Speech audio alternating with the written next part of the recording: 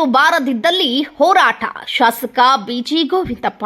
ಹೌದು, ಕರ್ನಾಟಕ ರಾಜ್ಯ ಆಹಾರ ಮತ್ತು ನಾಗರಿಕ ಸರಬರಾಜು ಇಲಾಖೆ ಅಧ್ಯಕ್ಷರು ಹಾಗೂ ಹೊಸದುರ್ಗ ಶಾಸಕರಾದಂತಹ ಸನ್ಮಾನ್ಯ ಶ್ರೀ ಬಿಜಿ ಗೋವಿಂದಪ್ಪ ಇವರ ನೇತೃತ್ವದಲ್ಲಿ ಹೊಸದುರ್ಗ ತಾಲೂಕಿನ ಸರ್ವ ಪಕ್ಷಗಳ ಮುಖಂಡರು ಹಾಗೂ ಕಾರ್ಯಕರ್ತರ ಸಹಯೋಗದಲ್ಲಿ ಹೊಸದುರ್ಗ ತಾಲೂಕಿನ ಮಹತ್ವಾಕಾಂಕ್ಷಿ ಯೋಜನೆಯಾದಂತಹ ಬಹುಗ್ರಾಮ ಕುಡಿಯುವ ನೀರಿನ ಯೋಜನೆಗೆ ಸಂಬಂಧಿಸಿದಂತೆ ಇಂದು ಕರೆ ನೀಡಿದ ಹೊಸದುರ್ಗ ಬಂದ್ ಪ್ರಯುಕ್ತ ಹೊಸದುರ್ಗ ವೀರಭದ್ರೇಶ್ವರ ದೇವಸ್ಥಾನದಿಂದ ತಾಲೂಕು ಕಚೇರಿಯವರೆಗೆ ನಡೆದ ಬೃಹತ್ ಪ್ರತಿಭಟನೆಯಲ್ಲಿ ಪಾಲ್ಗೊಂಡು ಸಮಸ್ತ ಹೊಸದುರ್ಗ ತಾಲೂಕು ನಾಗರಿಕರಿಗೆ ಭದ್ರಾ ಜಲಾಶಯದಿಂದ ನೀರು ತರಲು ಸಕಲ ಸಿದ್ಧತೆ ಮಾಡಿಕೊಂಡಿದ್ದು 80% ಕಾಮಗಾರಿಯೇ ಮುಗಿದಿದೆ. ಆದರೆ ಈಗ ಬಲದಂಡೆಯಿಂದ ನೀರು ತರಲು ದಾವಣಗೆರೆ ರೈತರು ಹಾಗೂ ಮುಖಂಡರು ಆಕ್ಷೇಪ ವ್ಯಕ್ತಪಡಿಸುವುದು ಸರಿಯಲ್ಲ.